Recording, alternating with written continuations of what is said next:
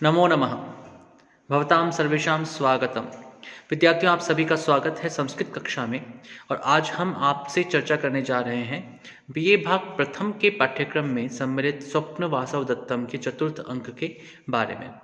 चतुर्थ अंक का जो अभी तक हमने घटनाक्रम पढ़ा है उसमें हमने देखा था कि वासवदत्ता पद्मावती के साथ और दासी के साथ में एक मंडप, माधुर्यता मंडप में है, अर्थात एक उद्यान में है। वहाँ पर उदयन और वसंतक का आना होता है और जब वे दोनों वहाँ पहुँचते हैं तो उनसे बचने के लिए, उनकी नज़रों में ना आने के लिए पद्मावती वासवदत्ता और चेटी के साथ में माधुर्यता मंडप के अंतः वाले भाग में, अंदर की ओर जो भाग है उसमें प्रवेश कर जाते हैं।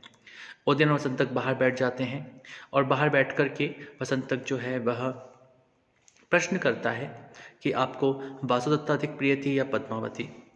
और फिर उसके बाद में उदयन भी यही प्रश्न फिर से वसंतक से करता है और दोनों के ही उत्तर जो है वो कुछ इस प्रकार के ही होते हैं कि वासुदत्ता जो थी, उनका जो स्मरण है, उनकी जो याद है वो हमारे मन से निकल नहीं पा रही है, हमारे हृदय से निकल नहीं पा रही है। और इसी प्रसंग में अचानक से बात करते करते उदयन जो है, जिस प्रकार से पहले होता था कि वसंतक ने कोई बात कही और उदयन ने कहा कि मैं आपकी शिकायत जो है वह वासुदत्ता के साथ करूंगा, और ऐसा उनके मुख से निकल जाता है कि मैं ये सब बातें वासुदत्ता को कहूंगा।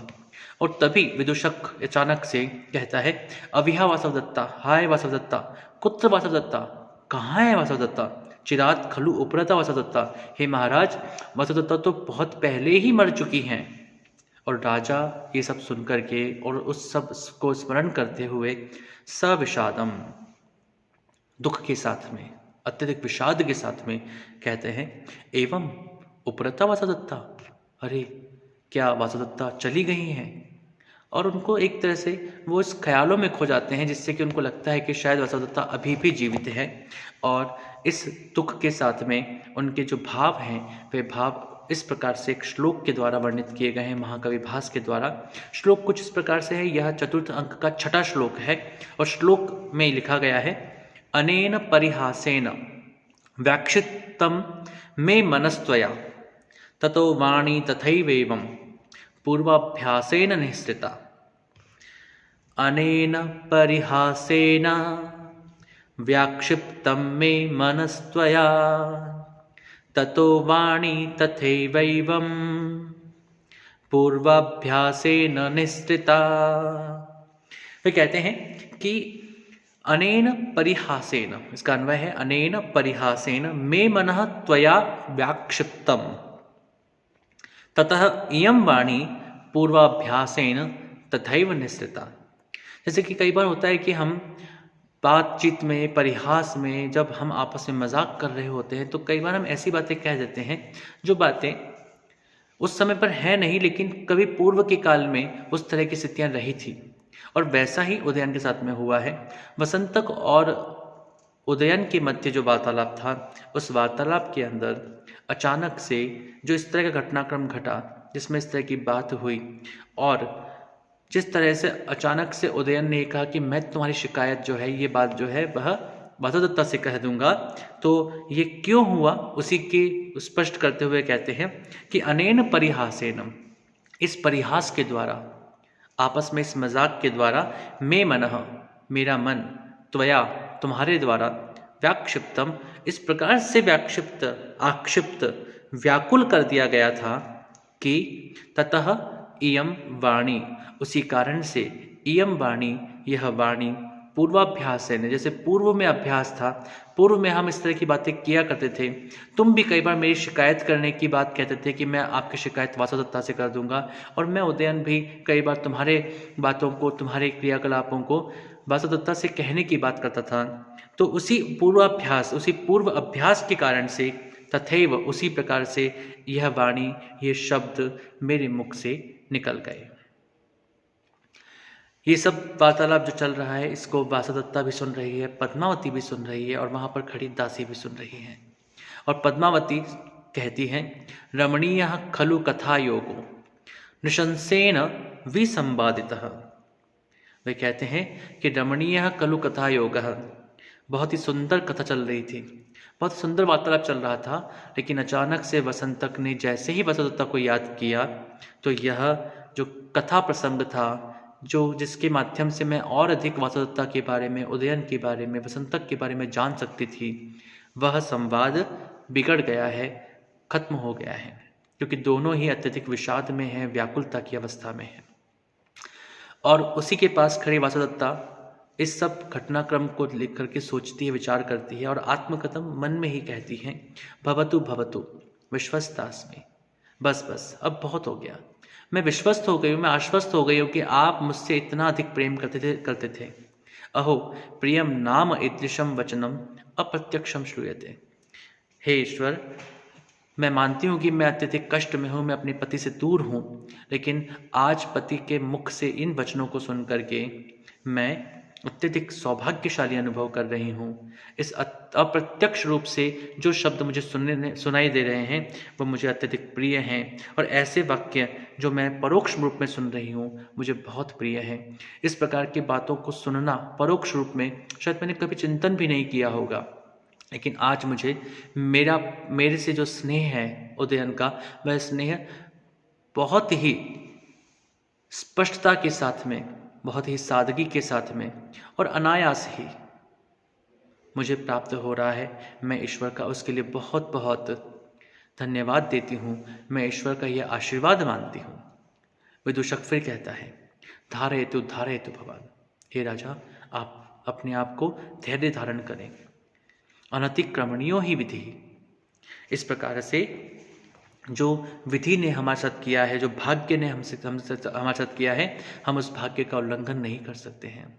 भाग्य को कभी भी हम पार नहीं कर सकते हैं। इतिशम इदानीम एतत्, अब ऐसा ही है। अब वसुदत्ता हमारे सामने नहीं है, हमारे साथ नहीं है। और फिर राजा कहते हैं, वयस्य, हे मित्र, न जानती भवान अवस्थाम। हे मित्र, तुम मेरी अवस्था को नहीं समझ पाओगे, तुम मेरी अवस्था को नहीं जानते हो। कुतः, क्योंकि। और राजा अपनी उस अवस्था को, उस विरह वेदना को अभिव्यक्त करने का प्रयास करते हैं इन शब्दों के माध्यम से। यह चतुर्थ अंक का 7वां श्लोक है। उस 7वें श्लोक में कहते हैं, दुखम त्यक्तम बद्ध मूलोनुरागः स्मृत्वा स्मृत्वा याति दुखम नवत्वम यात्रा त्वेषा यत् विमुच्येह बाष्पम प्राप्ता नृण्या याति बुद्धि प्रसादम।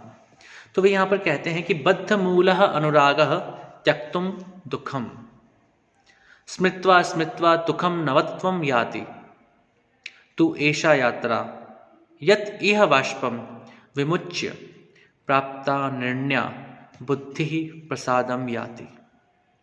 बद्ध मूलः अनुरागः त्यक्तुम दुखम।